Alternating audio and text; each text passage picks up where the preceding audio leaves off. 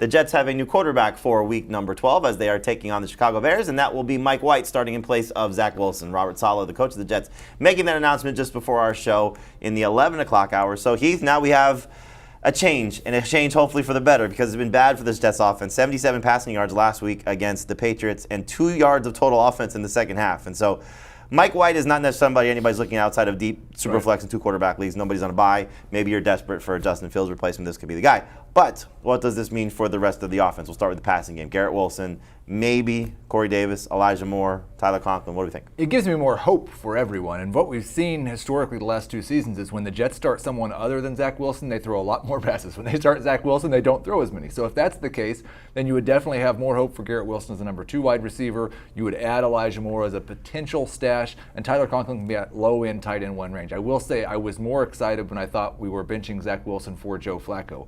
Mike White had a fantastic game in his first start. His second complete game was an absolute disaster. So I'm not certain it's an upgrade. It just gives me hope. I would say, though, this is a better offense that he has this year than he did last year because of probably just Garrett Wilson alone, but also Tyler Conklin. Adam, what we did see from Mike White last year was great production from his running backs from a pass-catching perspective, specifically Michael Carter. Now, things are a little bit different because James Robinson is there. So how do you view the backfield taking on the Bears, which has certainly been a bad run defense since they got rid of Roquan Smith? Yeah, that's the key here is Michael Carter going to catch all those passes the same way he and Ty Johnson did from Mike White. Mike White was the king of the check down, absolutely. That's the biggest difference I think we see between him and Zach Wilson. I have very low expectations in general for the offense of the Jets. I don't know how big of an upgrade he's going to be, just like Heath said, over Zach Wilson. Will they throw more? I don't know. I mean, their defense has gotten so much better this year than it was last year. So against the Bears, likely with Trevor Siemian, they may not have to throw that much. This might be a very low-scoring game. The running backs, I think Michael Carter is an okay player. I think he's outside the top 24. He's more of a flex. I want to see something before I trust him. But, yeah, he gets a little bit of a boost in PPR because of the tendencies of Mike White.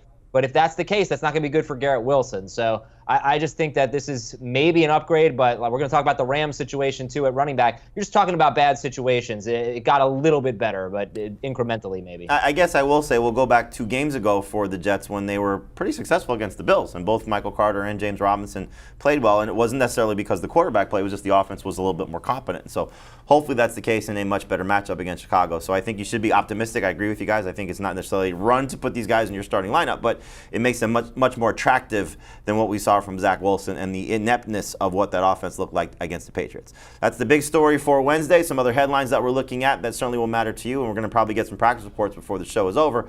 But these are the stories that we're following. The Rams getting rid of Darrell Henderson. Big surprise on Tuesday. Panthers going with Sam Darnold as their starting quarterback, so finally giving him an opportunity to take the train wreck and see where it goes. Jerry Jeudy did not practice on Tuesday. We'll see what that means for the Broncos offense facing the Panthers in Week 12.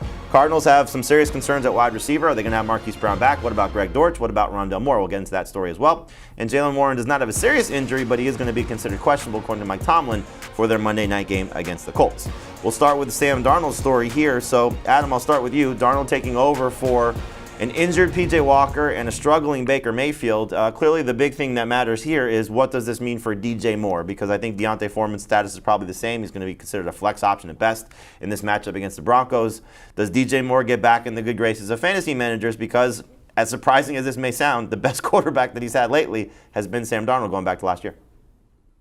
Yeah, Sam Darnold, the first 4 games of last year, he averaged about 300 yards, and then after that, he was terrible. He averaged something like 150 yards per game in his next 5 starts, 160. It was awful, and DJ Moore was awful in those games. So, I think he's going to be closer to 200 passing yards per game. I think he's going to be pretty bad. I don't think this really does much for DJ Moore. It's definitely better.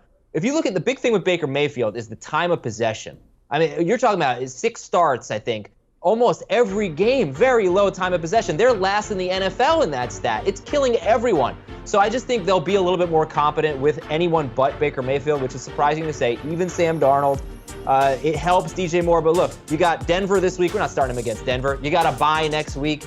There's Pittsburgh. There's Detroit. That's a good matchup. Tampa Bay isn't. I don't know. He's a number 3 receiver at best. I'm not expecting this to be the beginning of some great finish for DJ Moore. It gives you reason for hope. It's not that much different than the Jets situation. We've seen him have great success with Sam Darnold. I don't know that I have more hope for him with Darnold than I do with P.J. Walker.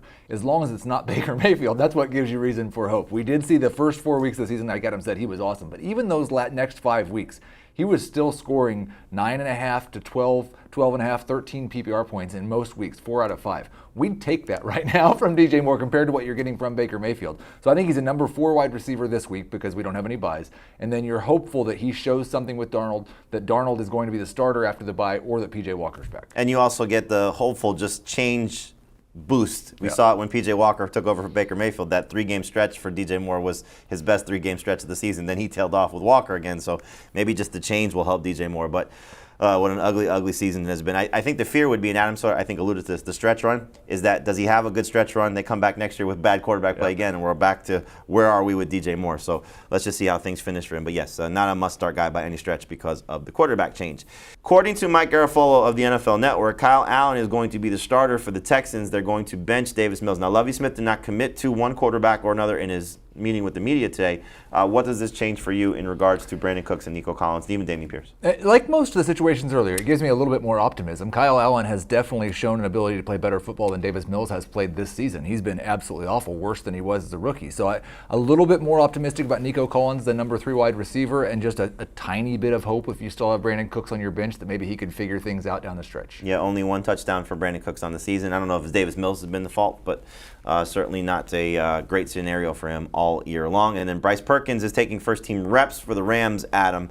That's according to the NFL Network as well, which probably is a sign that Matthew Stafford in the concussion protocol not going to play. Any interest in Perkins in 2-quarterback superflex leagues? Because he did show the ability to run when he took over for Stafford against the Saints. No interest. And I would say get rid of Tyler Higbee, get rid of Hayden Hurst now. You need a tight end up on the waiver wire.